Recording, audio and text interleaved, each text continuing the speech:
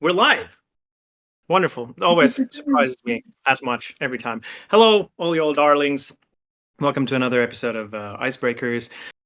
Today we're going to have a little audio treat for you guys because we have some wonderful sound designers with us, and that's what we're going to be talking about. Quick intro. You might know, you might not know. My name is Helli. I am the chair of IGDA Finland. I teach game design, and I am the head of operations at MetaPlay and do a lot of game-related stuff, community-wise and industry-wise. But I'm not alone here. I have wonderful people from the other Nordics. I have, please on my screen below, Sylvia. Hi, Sylvia. I am general manager at Nitro, which is the Norwegian network for video game companies. I work with the Norwegian Game Dev industry and try to help it grow. Yes. What is the worst time to take a sip? Wonderful. On my left, Marv from Sweden. Yes, my name is Marvi Gomez. I am a game designer, right now finishing up my studies at Future Games here in Boden, Sweden, and do my internship at a new startup called Remember When Games. Nice. He's our token Zoomer to bring up some like fresh views into this Icebreaker show. Wonderful to have you on. This is your second episode, so it's still kind of exciting for us as well. But welcome aboard. Yeah. But you're not here just to listen to us prattle. We have some actual experts here. We're going to start with Sweden. Elvira Björkman, please. The floor is yours. Hi, I'm Elvira. I'm a music composer and technical audio designer at Two Feathers. Two Feathers, we're only two people, so we're kind of a freelance company, and we've worked for 10 plus years in the games industry doing lots of music, lots of sound. The latest kind of release being Metal Hellsinger. We did music and sound for. But we also work with League of Legends and Vermintide and Angry Birds 2 and so on. It's quite the name drop list. Not bad. That was a strong start. Come in fighting. Elevator pitch. Go. Logically, after Sweden, Finland, Toni, you're gonna have to take over after quite heavy hitters. But Toni Sarell, the floor is yours. Yes, hello. So I'm working at Nitro Games, and my current title is audio lead. But in practice, I'm a sound designer and composer. And actually, I'm the only audio person in our audio team at the moment. So I'm like all in one audio department in our company. So I'm taking care of basically all audio related things.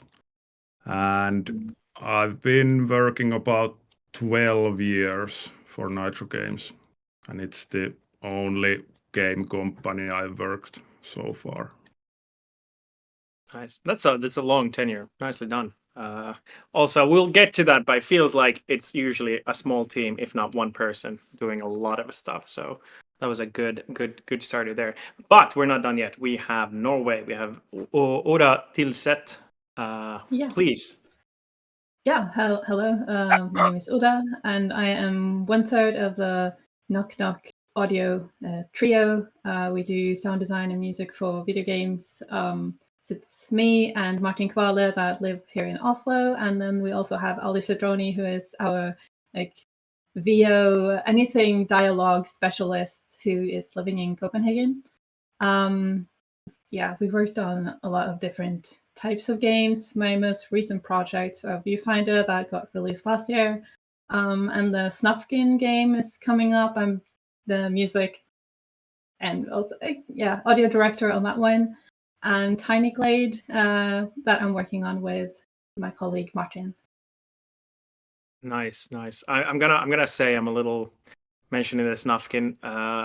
So if people don't know, Moomin, these wonderful little creatures came from Finland, and now Norway has stolen them from us, and they're making a better game than we've ever made, which is, honestly, on us, really. I can't really blame you guys for picking up our slack when we did nothing with it, but it still hurts.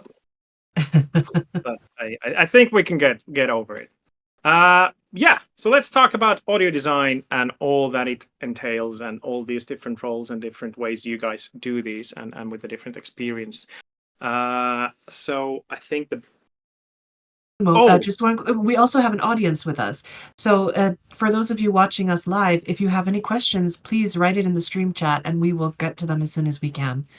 So Yes. just before we start, yeah. And I almost forgot, the magic that glues everything together and keeps us going is our wonderful producer Viv, who is behind, kind of the Wizard of Oz behind the wizard behind Icebreakers, really. So thank you and much love for Viv for doing all of this and putting up with us. Yes. But yeah, so let's start with like kind of a very open-ended question that will let you guys describe what you think sound design is. So what is sound design in games? Who wants to take this tiny little question and start with it? Anyone feeling brave? Oda was nodding. I think that's as a teacher, I feel like any Yeah, I movement was just means thinking about how the line between sound design and music can sometimes be so blurry. But I guess the general definition would be just anything in the game that is not music, that is audio. But yeah, sometimes they blend in together so tightly that it's hard to discern what is what really. But yeah, so it's a pretty good answer. Anything you guys want to add, Elvira, Toni? I don't really know if I catch the question. What is sound design in game, or what is sound in games? Yeah. What is sound? What does sound design mean in games? It's such a broad question. It means getting all the little animations and little particle effects to the audio landscape so that you can enjoy it through bringing the game to waves. life, basically. In a way. I mean, magic happens when you see it, that animation just have no sounds, and people might take that for granted, that of course you move so a sound should happen, but in a game there's no physics like that. It's not real life, so we need to make that happen. The sound also conveys so much information, like you said with animations, for example, just a simple jump animation, depending on what land sound you make, it can give so much information about the character and their mood, or whatever you want, really. And you can get so prepared as well, like you can prepare the player to, like lots of people might when they play fighting games, for example, get listen to the audio cues actually to understand the maybe the more rhythmical element of their combo, or in other games like from software games like Dark Souls and so on, that type of timing and the animations and when you should hit, you can get a lot of cues from just listening to when things happens. I always, with Animal Crossing, when I'm fishing, I always close my eyes and just wait for the sound instead, because it's so much easier. Yeah, that's true. I do that with fishing very often because it feels easier. It's one of those things when you're driving and you want to look, you turn down the radio for some reason, and like you're like, it's easy to focus. Like it's like the opposite of that. Yeah, good answers. Toni, anything you wanna add on? Well, not much. Basically, it's a craft that builds the sonic landscape for the game and acts as a informative tool for players as well. Short and sweet, nice. Really good answers, and I think that's a good like basis where to start from. Sylvia, take it away. No, well, my question was going to be from your experiences, because you all seem to have quite a vast amount of experience with a lot of different types of audio roles. But how did you end up getting into sound design in the first place? Shall we start maybe with Toni? Yeah, so I don't have any like formal education for sound design or music. So I'm basically completely self-taught. And I do have a background in music. I've been like playing guitar in bands since the late 90s and done some electronic music as well. And of course, I've played games a lot and enjoyed the like game audio and game music. And at some point, I started to think that would it be like possible to get an audio-related job in game industry here in Finland. And then I approached like several game companies, and I think I was like in the right place at the right time. As to my luck, Nitro Games was just looking for a sound designer for their project, and I got the job. So that's how basically I started from music and went to sound design. Was it what you expected? Because it must have been a bit of a difference. Sorry? Was it expected? Like, was the change expected from going from music to sound design? Or was it a little bit surprising? Not really.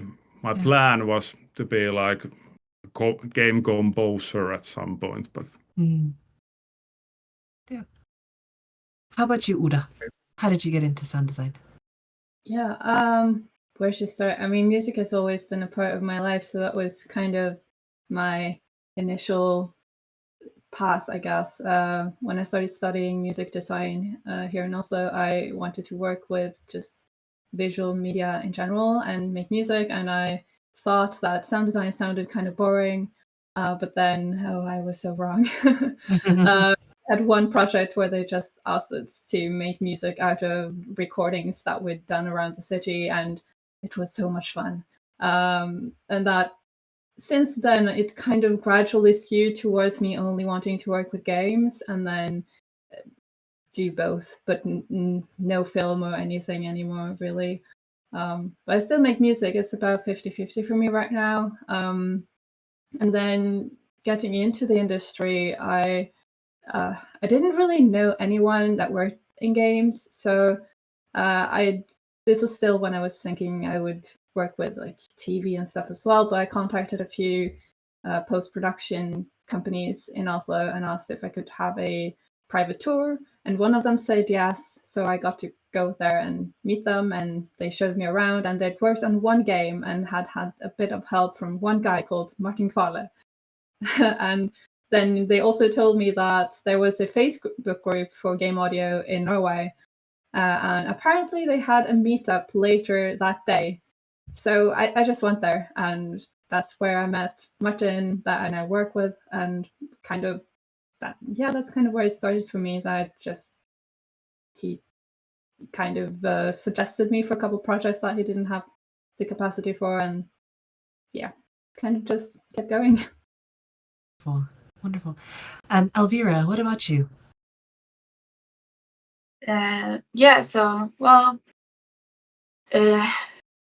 I had always been interested in music and doing music, and when I was like 8 years old, I think I wrote on some kind of essay of what do you want to be when you grow up? And a music game composer, I wrote. Already at 8. I was very inspired by the Final early. Fantasy games and the Sonic soundtrack and lots of great soundtracks, and I just felt like, oh, this would be cool, but it's not like I knew how one would get on that path. So even if that was the dream, how should you become a game composer? But I bet was in lots of bands and played music and different instruments, and try to write as much music as I could.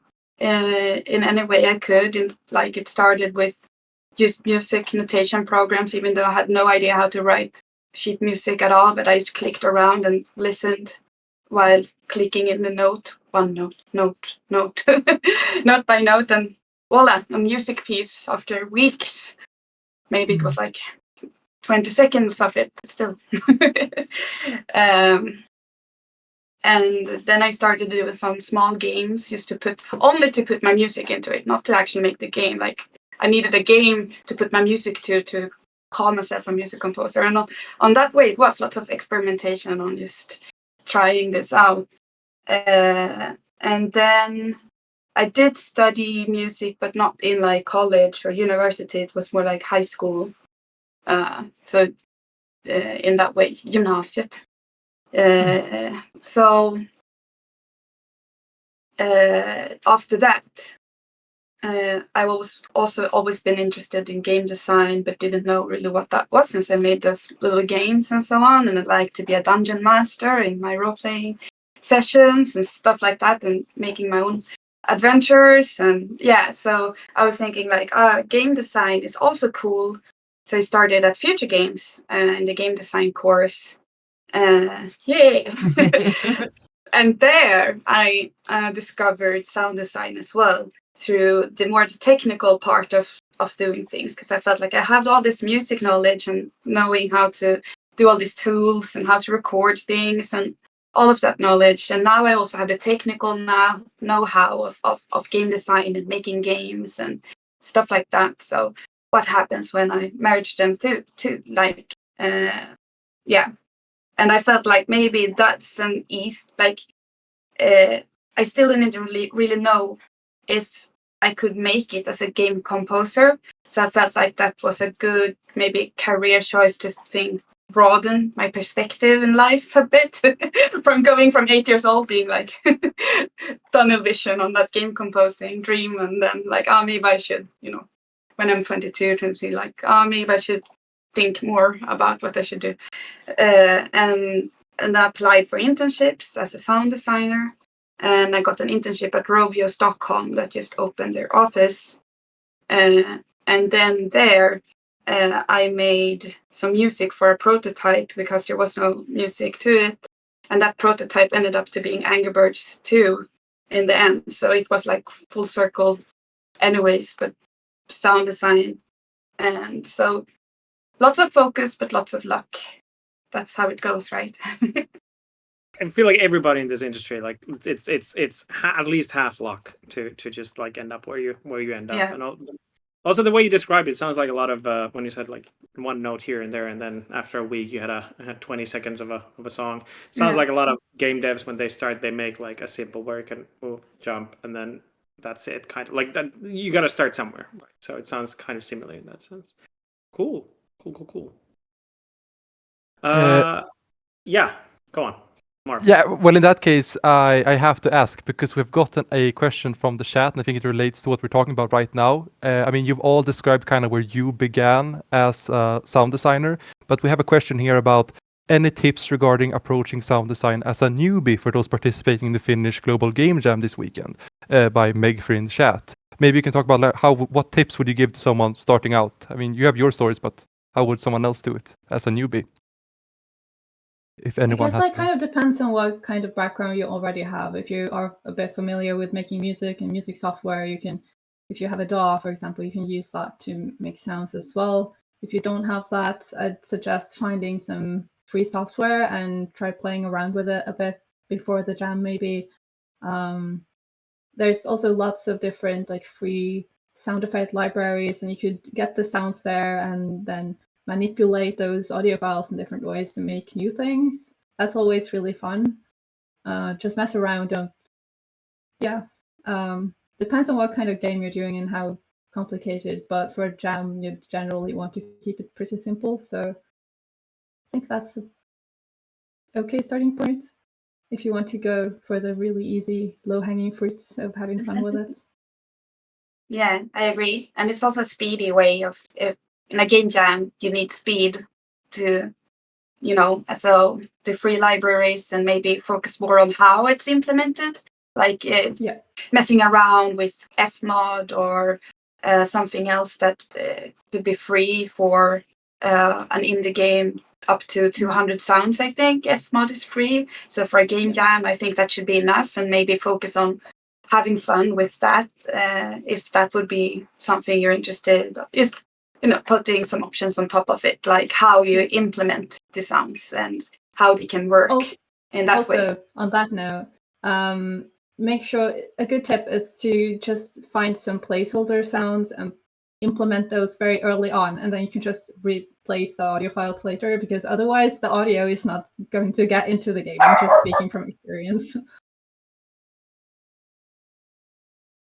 I often tell people, like, if you're looking for friends and you go to a game jam, and if you say, "Hey, I make audio. Do you need me?" you will make a lot of friends. You will always need one.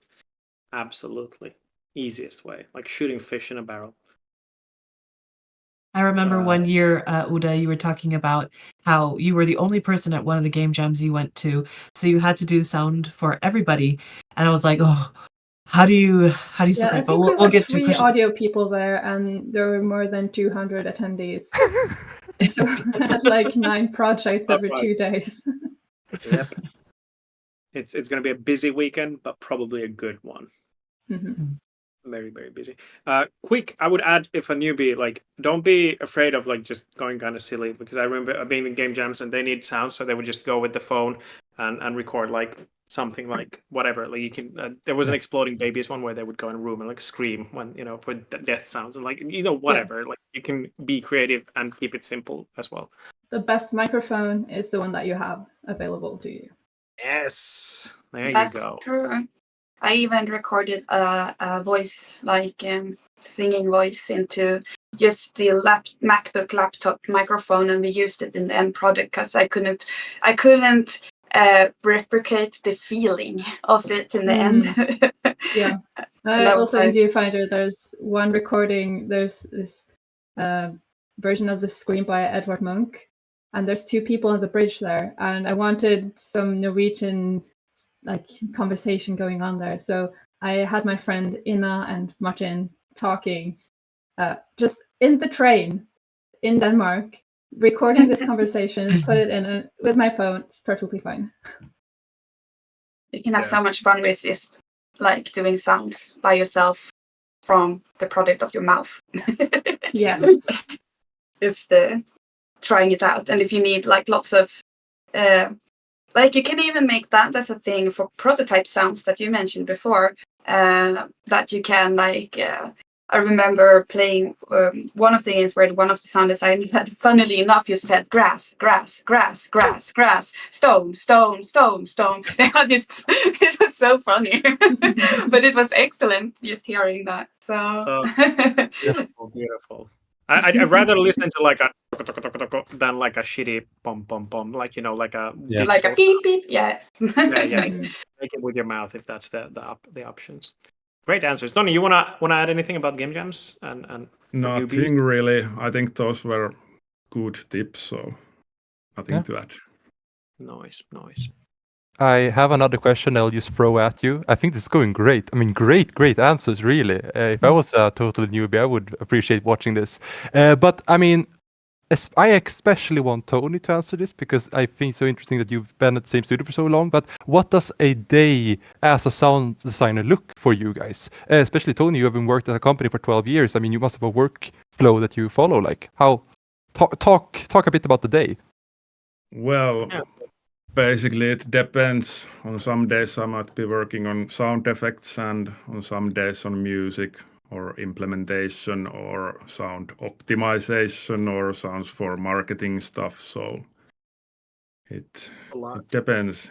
It can start the normal day. Like first I might look at my Jira tasks and then have a daily scrum or stand up with the teammates and so on. Yeah. I've had the days when I've been like whole day in the forest recording some sound material, and so it can be like that even, but it really depends. Okay. You who have your own smaller studios and work on a lot of projects, like, how is it for you?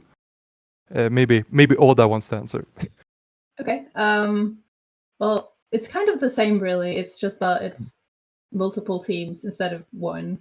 Because I, at this point, do either music or sound design for each project. I don't do both because I did that for a while, and it becomes a lot when you get close to deadlines and have to finish both music and sound design. So I've decided that I don't think I want to do that anymore.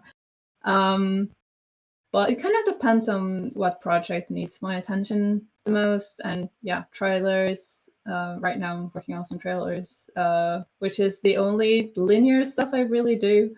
So it's kind of nice to have that every now and then as well, because you get to do some stuff that's not possible to do in-game. And then, yeah, some days I might be just making sound effects, and then the next day I'll be in Fmod. Sometimes I'll be back and forth. Sometimes I have a week with one project. Other times I'm on 3 projects just in one day. Yeah, depending on what triggers my attention, and also like with meetings and stuff like that, you kind of have to be available to people. So yeah, many hats all the time, Yeah. basically. How often do you go into the forest to record?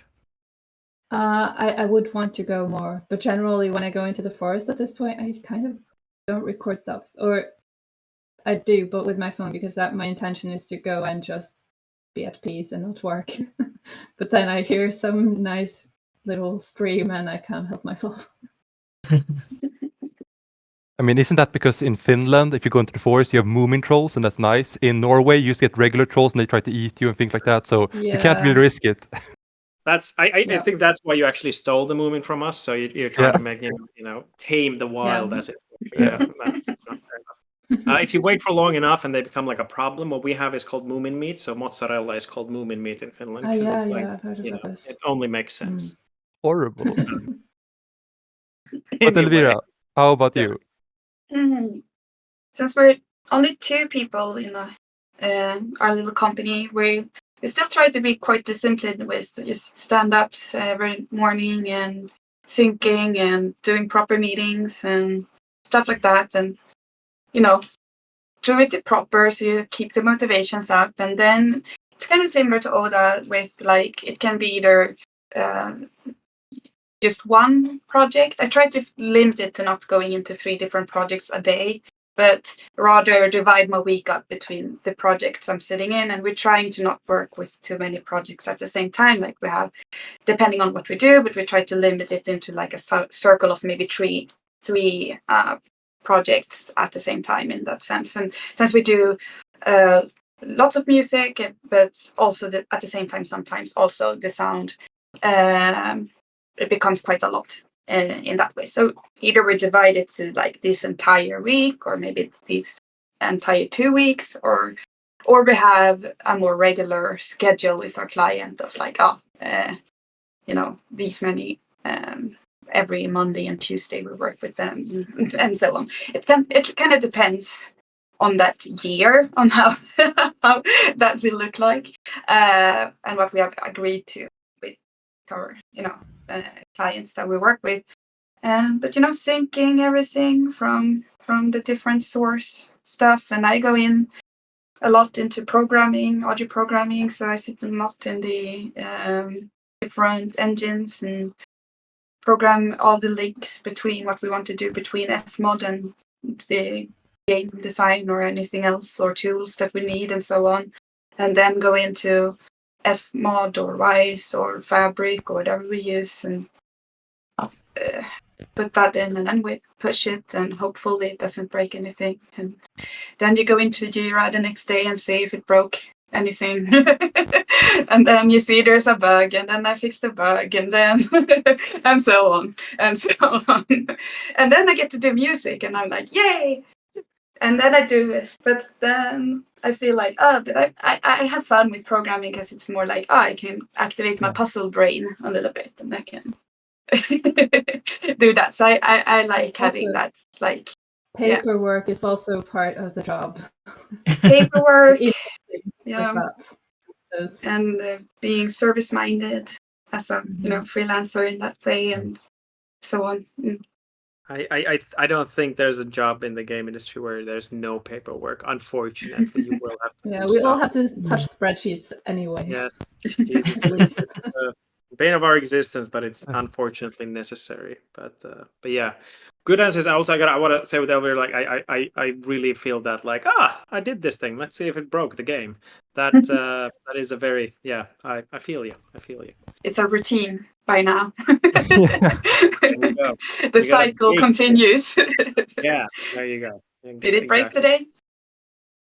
Can I ask a quick question, a little bit about what Uda was saying earlier? Like when you mentioned that if you go and then you happen to notice like a sound, is this a very common thing for you, that you're somewhere and you're not really thinking about work, but you run into like I know some artists that like they will walking somewhere and then they stop, like, hey, shit, this is really good texture. Let me take a couple of pictures. Do you have the same but with sounds? Like you're like, shit, that's an amazing. I gotta go record it, and then Yeah. Yeah. I think I've recorded the kitchen pants of most of my friends at this point because they all sound very different. Fair. I'll keep that in mind now. Kitchen fans. Yeah. Yeah. Noise Uh-huh. in general is great. I like to record floors. Yeah, that's like people, if there's an exciting floor. Oh, you can come to And- visit. I've got some creaking floors. Yeah. I live in an old wooden house. I've got lots of creaking floors for you. Love them. It's like Nice. ASMR freakiness. So Can always can use I- it for some way. Sorry. Go ahead. No, my apologies. My apologies. So I have a question about for all three of you about your roles, because we mentioned at the start when you introduced yourselves, and then when you're talking about your day-to-day work being so varied, you all have slightly different roles working in games and sound. Some of you are, you're all of course sound designers, but you have technical audio designer, you have audio director, you have music composer, you have music designer. You're all of these or like different roles. Can you tell me a little bit about the difference or what the different roles entail? Yeah, absolutely. Like for a sound designer, if we start there, is usually traditionally someone who makes the sounds. They might go into a field and record things, and then they manipulate the sound, and then they may or may not go. Like nowadays, it's more normal that you also know the middlewares, like Fmod, but you might not have as much knowledge about engines and like what happens beyond the middleware. It's getting more and more normal now that sound designers are stepping into the technical sound design job, but that's where technical sound design usually starts more of like, okay, so how do we make sure that all of this works inside the engine as well, and all the hooks and links and stuff like that, and how should this work, and maybe go into some programming as well, but maybe it's more light coding or tools, not going into some kind of deep reverb, your own raycasted reverb system. Maybe that would be like more of an audio programmer. So that would be the layering of that. And then we have voice directors and voice artists, and those focus on the voice department. And then we have Foley artists that focus on all the clothing sounds and maybe little weapon shenanigans that happens when you like in a way, the little there, yeah. And someone who focuses on that. And the smaller the team is, like from 888, and the many more hats a sound designer needs, because our audio team shrinks to maybe one person, or we are a team of 10 people, and they have all those specialist roles. And that's when you really need an audio director to make sure that we all are on the same page, right? And can direct everyone's ideas into the same general direction, just like an art director and so on. Maybe they also manage the teams, like planning, project planning, and other stuff like that. And it might also come with some creative notes, like a creative director would, I would say. That is such a great answer. Wow, that is really, really such a great answer. Thank you so much. I have a question then for you, Toni, because you've worked. You said that you work alone now in your audio department, and so you have to take on all of these roles. Are you able to really separate them that well, or do you just feel everything goes under audio, or do you feel like you separate the different roles when you are working?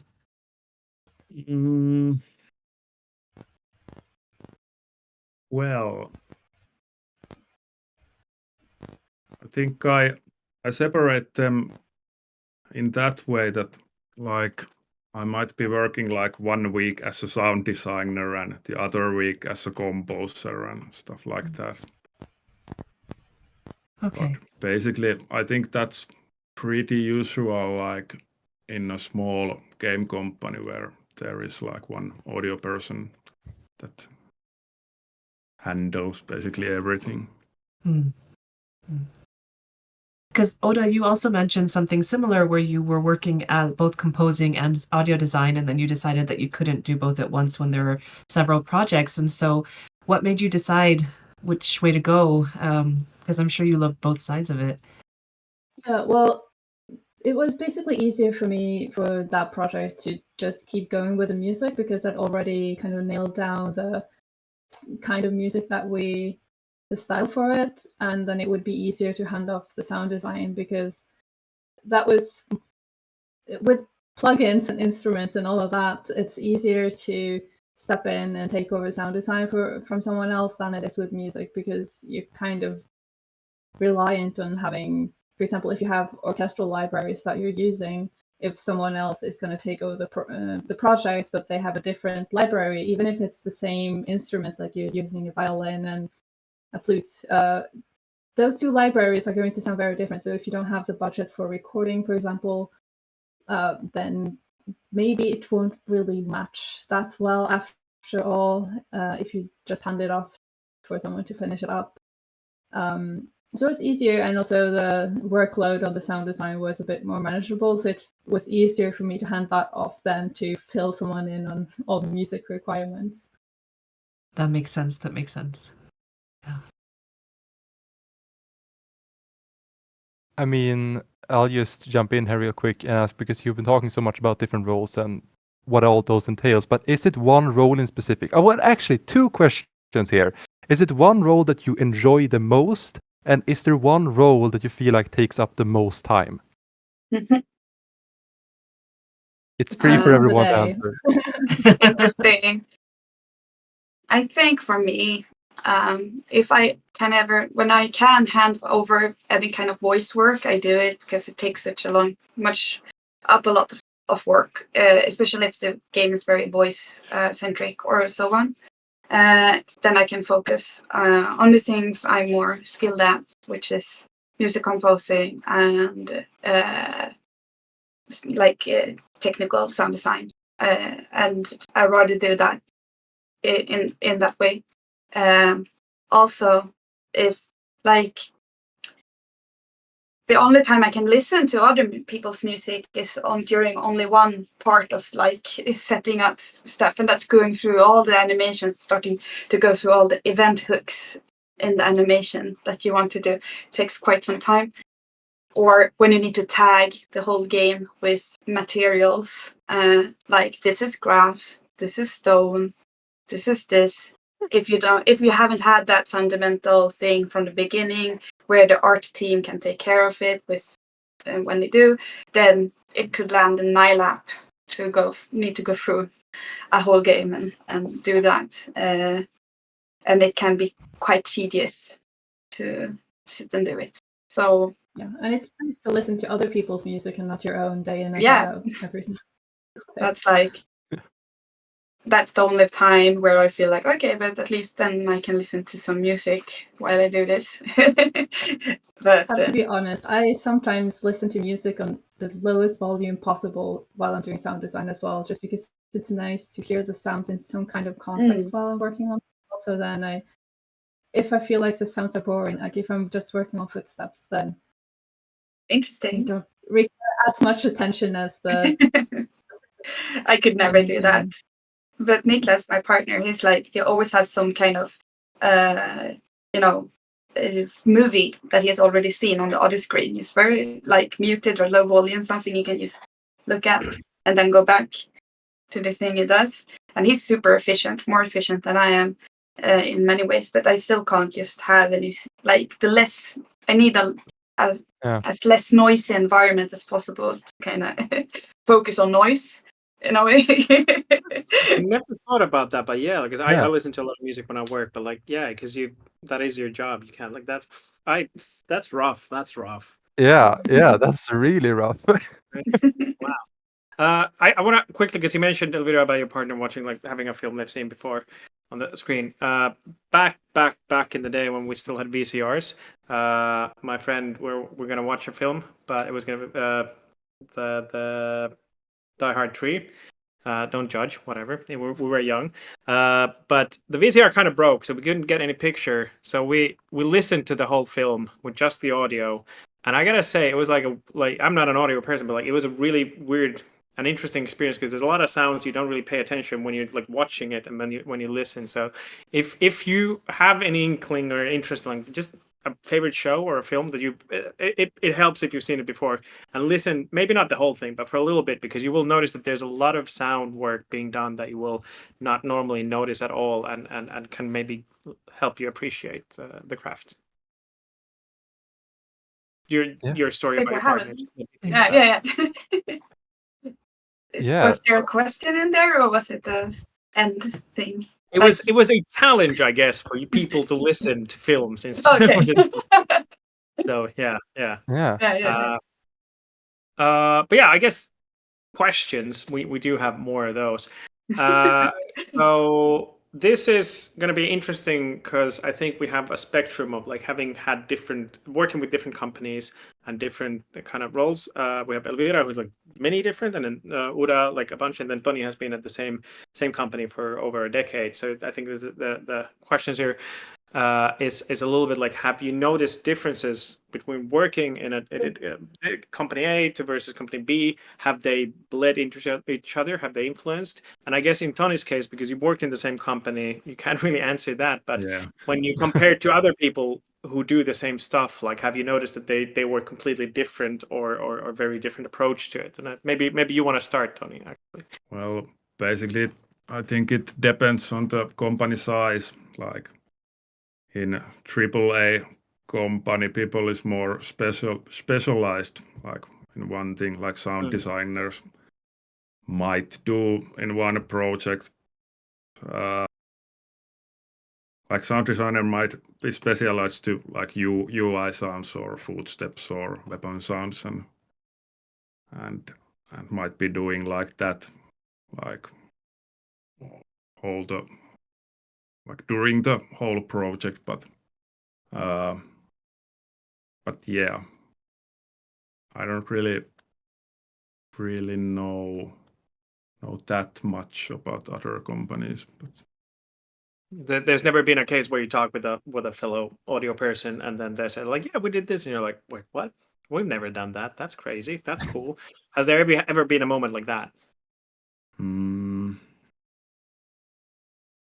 Well, with those people who work in like AAA companies, they have like they've been recording weapons and stuff like that, like Hollywood style things. So instead of the forest, they go to a range and record there. Yeah. Fair enough. Okay, how about maybe if we follow the spectrum? So Uda, maybe you want to go next. Yeah, I feel like every company I've worked with has been quite different from the others, because like with the very first project that I was working on and did sound design for, they didn't really mind. They had no meetings ever, and I just got to do what I wanted to. Kind of, they trusted that I could just do my job and it would be fine, and it was. And then other projects I worked on, people have been very like, I feel like this ploop sound needs to be more ploop and not so much ploop. So it depends on the people more than the companies, I guess, but also the size of the team affects it, because the first game was, well, those two different examples. The first game was bigger than this other one, but still the other people were more like nitpicky about stuff. With Viewfinder, we had a really solid production team that helped out with syncing meetings and all of that stuff, and other projects haven't had a producer to help out with anything. So the way that people work are very different. Also, like, do they have weekly meetings? Do they have several weekly meetings? Is it the team remote? Is it in person? The Snufkin team, where most of us are here in Oslo, so people could just meet up at the office, whereas other teams, everyone are remote and everything will be over Slack and Discord. So it's mostly the communication, I feel, that is the main difference, not so much the rest, because the sound design and implementation is always going to be different from game to game anyway, just because the nature of the games are different. But yeah. Fair enough. We actually have some questions from the audience, from Psychis, who asks, there are several questions, but I'm going to just ask the first one, which is, how does your sound design process proceed? Where do you start? Do you first do the effects or the backgrounds? Whichever I feel like doing first. Yeah. I think it depends on where we are in the project. Like, where are we starting? Are we starting with a prototype? Are we starting from there? Then it's probably more important to fill out all the actiony sounds to get a good, the game designers want to get a feel of what all the things they do and trying to prototype sounds like. And you kind of start from there. But if you get into the project a bit later, then maybe it's nicer to start with the ambience or just getting that kind of thing in there first. Not everything in the game, but just a little, so you have something to cross-reference the rest of your sound work too. And because it's the biggest bang for the buck to get in there immediately, it's just to like, wow, suddenly the world feel alive, and then you start to put in some of the player actions first, because it's the closest thing to the player and what they do all the time. Enemies at this kind of same time, because everything that happens the closest to the player, and then broaden from there in a way, if that makes sense. Because that's Absolutely. what the most noticeable. And Toni, what about you? Do you have a preference on backgrounds, sound effects that you do first?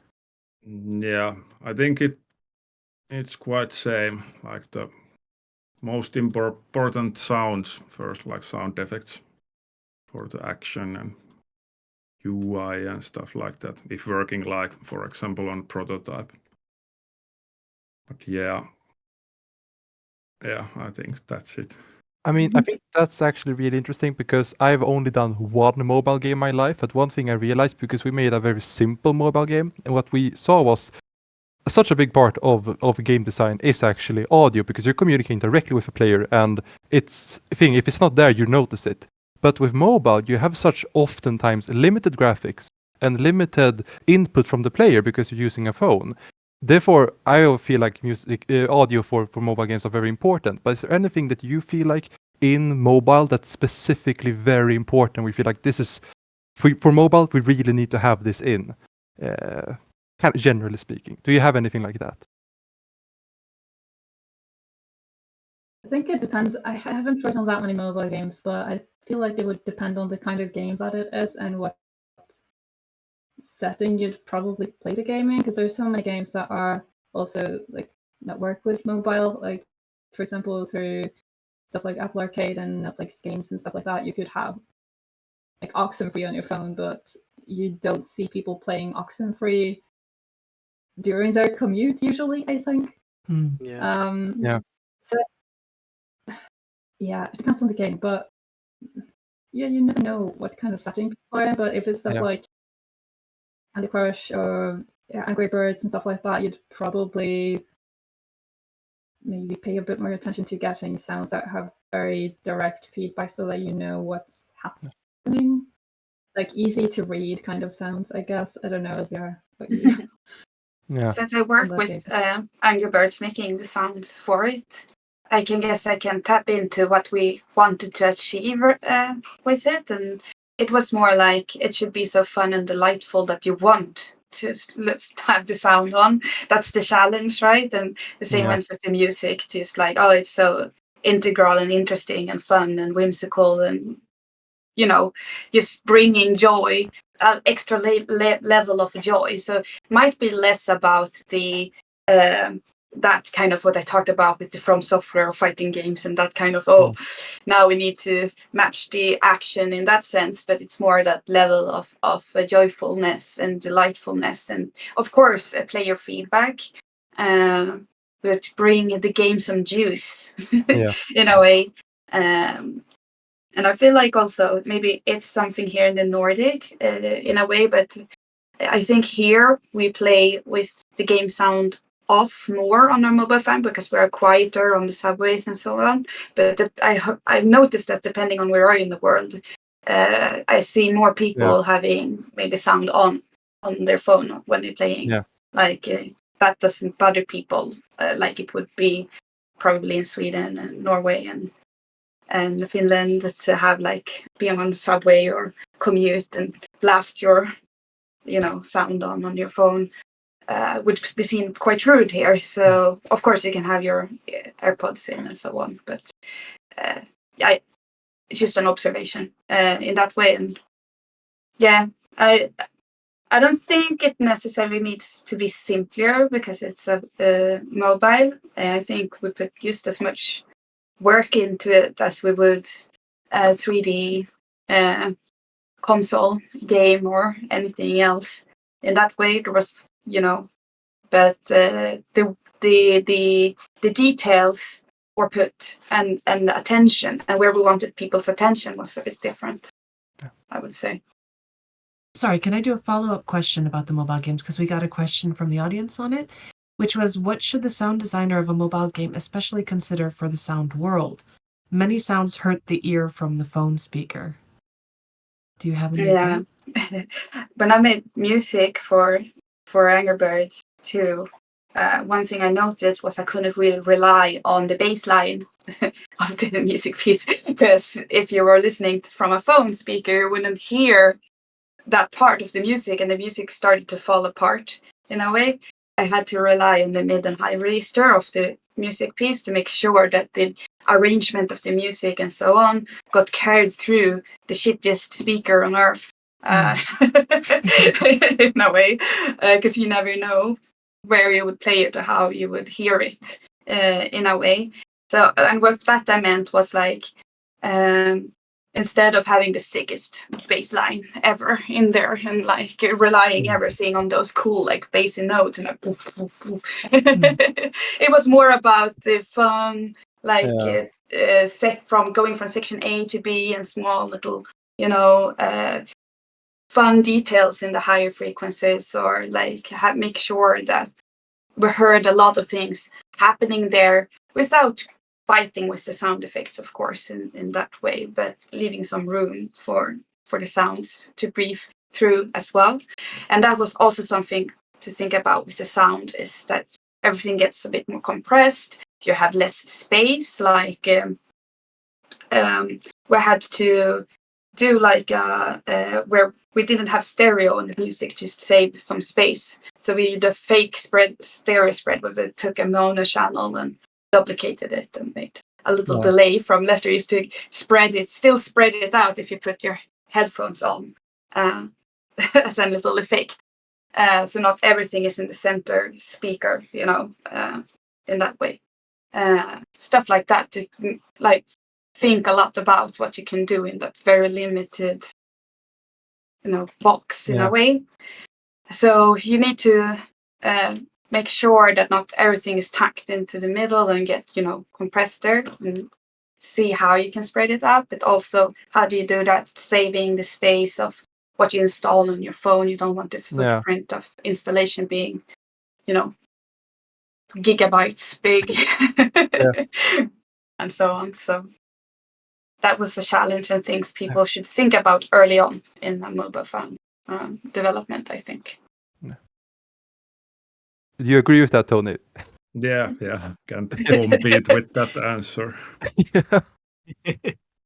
But I do actually have one more question here that I find very interesting, and that is how you who have been in the industry for a different amount of time here, how do you think the scene has evolved from the past, and how do you think it's going to evolve in the future? Does anyone want to take on that question? Well, just from what I've heard and seen, from sound design, that perspective. There's more and more like game sound design courses around at universities and stuff. So I guess maybe some places would put like on a requirements for applications and stuff like you have a degree in it. But generally those lists are just a wish list anyway. So I don't think that people should restrict themselves and feel like they have to get a degree for game audio specifically to get into it. But I feel like that's probably something that's going to show up more and more on job like applications and stuff like that. That was like not really a thing even like 5 years ago, I've only been in the industry for 5 years, and there was no course like that in Norway at the time, but like just 2 years after there was one after I graduated. So that has changed pretty rapidly, I think.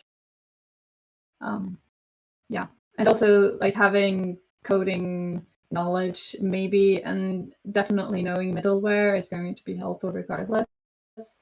I don't really code stuff myself. It would be fun to learn, but there's so many other things I'd rather spend my time doing and that I'm actually good at already. So I think that it's nice to know how it works, but probably not necessary to actually know it.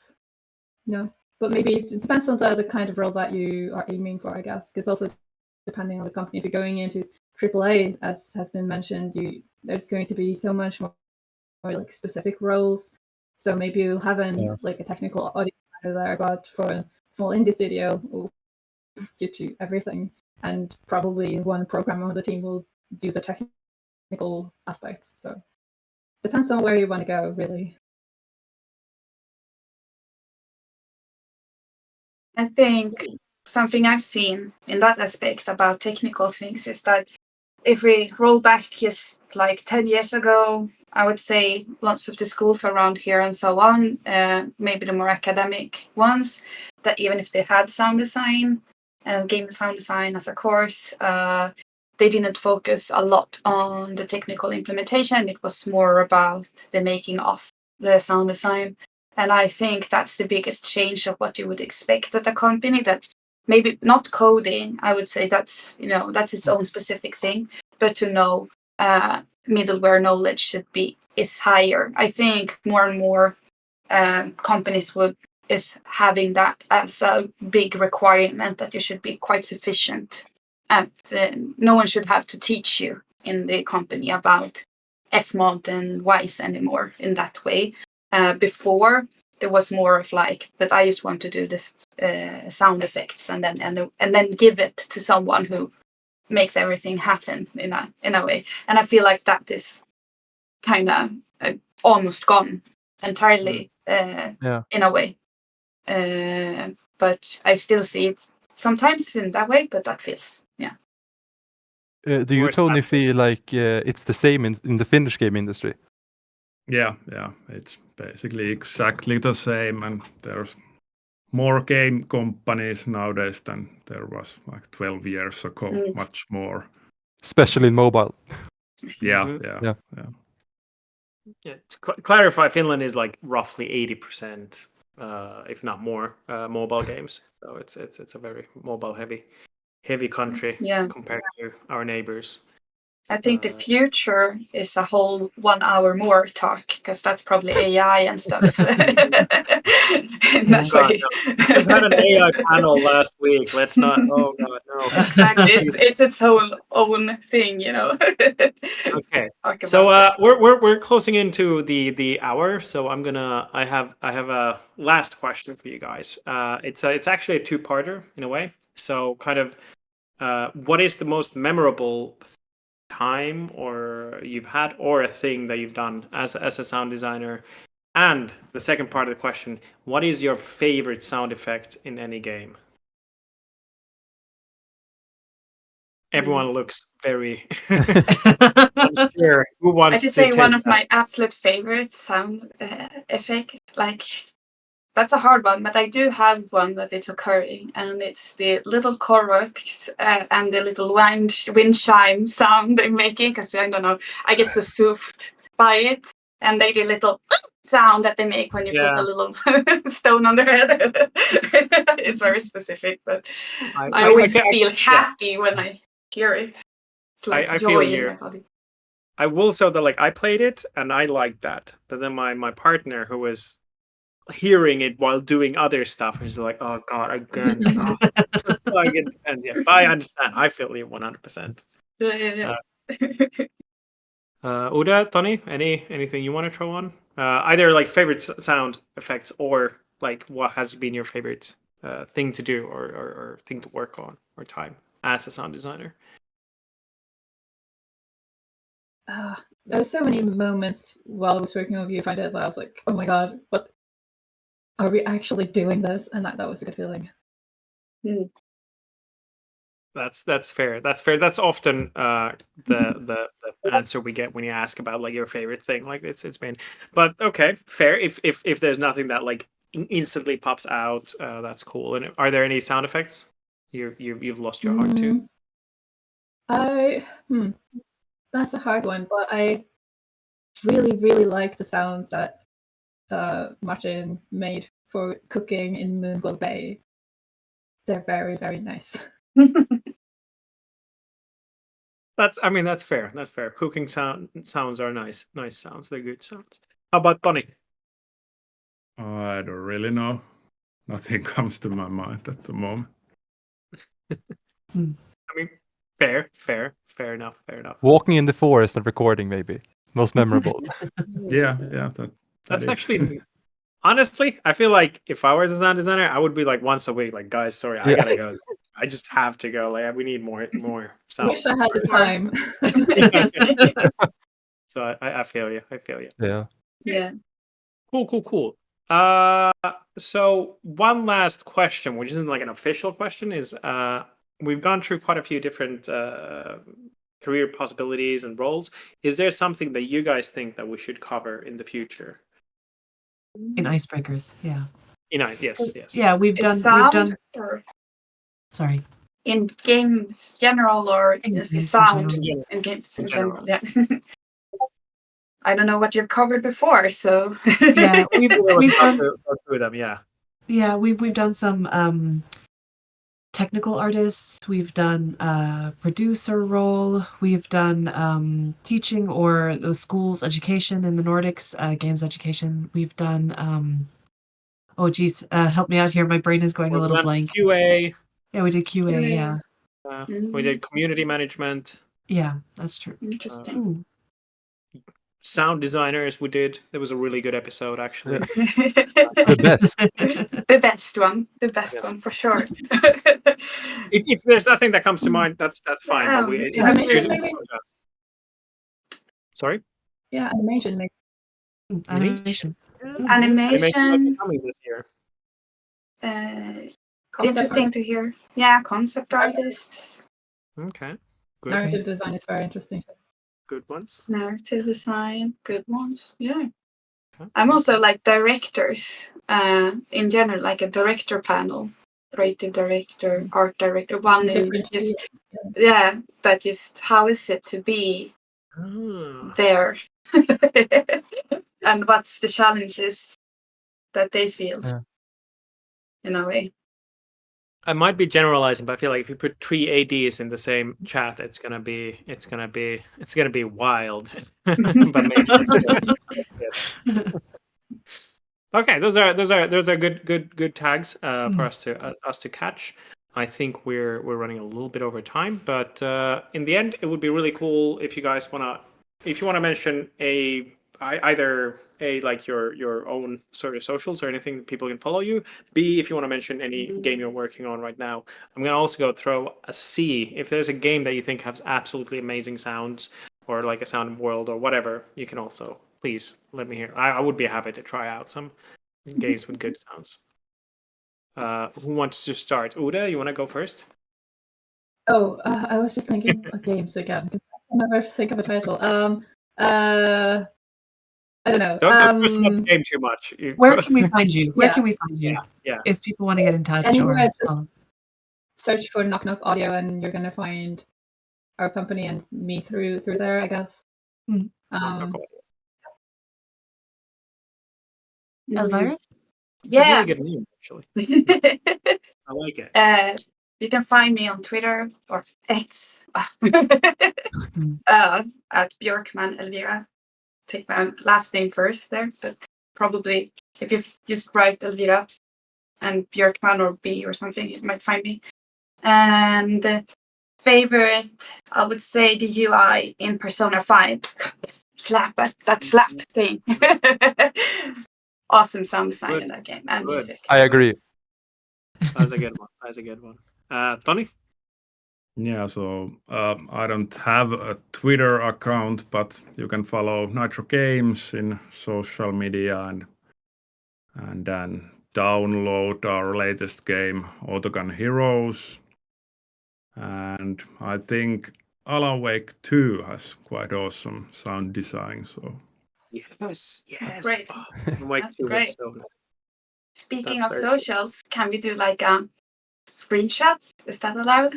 Ooh, of course. And like a pose? Yeah. Would that be For nice? sure. For sure. Yeah. Yeah. Okay, I'm ready. Okay. Vivian, your profile is going to be there. You're the hidden Vivian little hat profile. Let's go. Yay. It was live when it happened. Yay. That was Whoa. the first time anyone done that. That was actually really cool. That's, Yeah. Yeah. Thank you. That was very nice. Go That to was my very Twitter to find it. Oh, I played that one. So smart. Very sneaky. Very sneaky. Yeah. Okay. Thank you, everybody. Thank you, our wonderful guests, for being here and sharing your knowledge and your experiences. Wonderful. Thank you for all the sweet, wonderful audience members and viewers out there, and of course to my lovely co-hosts and our Lord and Savior Viv, who is the wizard behind all of this. Thank you for being here. Thank you for tonight, and we'll catch you in a month or two. Yeah. Again. Yes. Take care. Thank All you the very best. much. Yeah. Good night. Bye. Bye bye. Bye. Bye bye.